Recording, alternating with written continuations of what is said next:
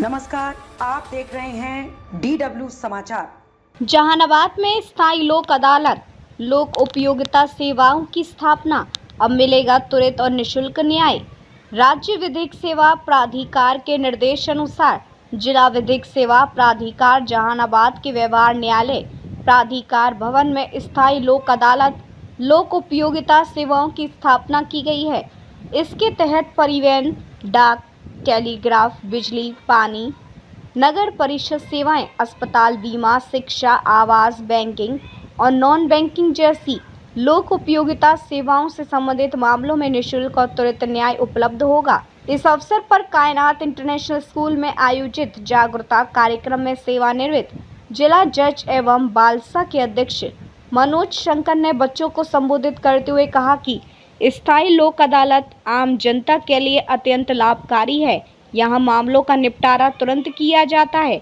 इसमें लंबी तारीखें नहीं पड़ती और विभिन्न विभागों से जुड़े विवादों में शीघ्र समाधान मिलता है। इस पहल से लोगों को न्याय के लिए अन्य संस्थानों में भटकना नहीं पड़ेगा, क्योंकि लोक उपयोगिता सेवाओं से जुड़े मामले अब प्राधिकार भवन में भी सुलझाए जाएंगे। कोई भी पक्षकार जिसका विवाद इन सेवाओं के दायरों में आता है, वह किसी भी अन्य न्यायालय में जाने से पहले स्थायी लोक अदालत में आवेदन कर सकता है। स्थायी लोक अदालत का मुख्य उद्देश्य आपसी सुलह समझौते से विवादों का समाधान करना है। यदि सुलह संभव न हो तो अदालत मामले के गुण दोष के आधार पर निर्णय अवार्ड सुनाती है, जिसके खिलाफ किसी भी न्यायालय में अपील नहीं की जा सकती। 1 करोड़ रुपए तक के दावों का निपटारा यहाँ किया जा सकता है। ये व्यवस्था शीघ्र, सरल और निशुल्क न्याय सुनिश्चित करती है। स्थायी लोक अदालत में आवेदन करने के बाद उसी विवाद में किसी अन्य न्यायालय में मामला दर्ज नहीं किया जा सकता। जहानाबाद, अरवल जिले के लोग इस व्यवस्था का भरपूर लाभ उठा सकेंगे। लोक अदालत एक अल्टरनेटिव रिड्रेसल सिस्टम के रूप में है, कि लोक अदालत की ज़रूरत अब आन पड़ी जब कोर्ट्स में तमाम केसेस, फौजदारी और सिविल के केसेस पेंडेंसी बढ़ने लगी, लेकिन उसमें जो कंपाउंडेबल नेचर के केसेस होते हैं, जो क्रिमिनल केसेस के कंपाउंडेबल नेचर के केसेस होते हैं, वो लोक अदालत में हम लोग सूलह के आधार पर उसको डिस्पोजल कराते हैं। इसलिए अल्टरनेटिव रिड्रेसल सिस्टम है ये, और उसी लोक अदालत की कड़ी में एक स्थायी लोक अदालत कायम की गई है। आपके जहानाबाद डिस्ट्रिक्ट में, पूरे बिहार के सभी डिस्ट्रिक्ट्स में है स्थायी लोक अदालत। यहाँ पे 16 जून से फंक्शन कर रही है। स्थायी लोक अदालत एक कदम और आगे है लोक अदालत से। स्थायी लोक अदालत सिर्फ लोग पब्लिक यूटिलिटी सर्विसेज से जो भी एग्रीव्ड लोग होते हैं, किसी भी इंस्टीट्यूशन, चाहे वो डाक हो, चाहे BSNL हो, चाहे बीमा का हो, चाहे परिवहन विभाग हो, चाहे हॉस्पिटल हो, चाहे शिक्षा से हो, नगर पालिका से हो, साफ सफाई, ये सब जिससे भी हमको वो नहीं मिल रहा है, निजात नहीं मिल रहा है दरखास्त देने पर भी, तो वो सीधे हम लोग स्थायी लोक अदालत में दरखास्त देते हैं और निःशुल्क त्वरित न्याय उनको मिलता है। और यहाँ का जो डिसीज़न होता है वो बाइंडिंग होता है, इसको कोई चैलेंज नहीं कर सकता है। तो स्थायी लोक अदालत एक तरह से प्री लिटिगेशन मामले को देखता है, अदालत के बोझ को बचाता है, जो बहुत टेंशन और ट्रामा में करते करते लोग फिर केस करने लगते हैं, चाहे वो बीमा हो, चाहे परिवहन हो, चाहे शिक्षा का वो हॉस्पिटल, सबसे इस पर ज़रूरी हॉस्पिटल, चाहे वो प्राइवेट हो चाहे सरकारी हॉस्पिटल, जो उसके रख रखाव और हमारे मरीज़ जिस तरह से वहाँ परेशान और हैरान होते हैं, जिनकी कोई मतलब सुनवाई नहीं होती। बहुत से PSC में डॉक्टर्स नहीं रहते हैं, बहुत से PSC में नर्स नहीं है, बेड नहीं है, तो उसका दरखास्त दे सकते हैं। Why the doctors are not reporting in the PSC।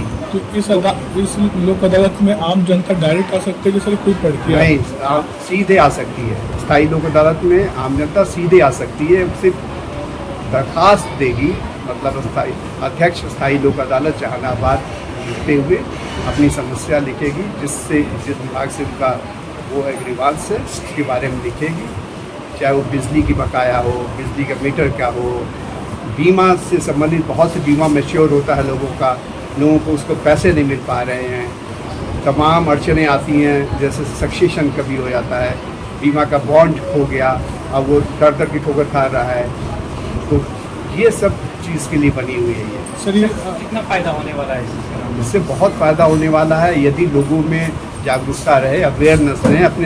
अपने ड्यूटीज़ की तो ज़रूरी है, राइट्स का भी होना चाहिए। हम ड्यूटीज़ करेंगे तो राइट्स हम अवेल कर सकते हैं। समाज के लिए पहले ड्यूटी करना है, फिर राइट्स हम अवेल करते हैं।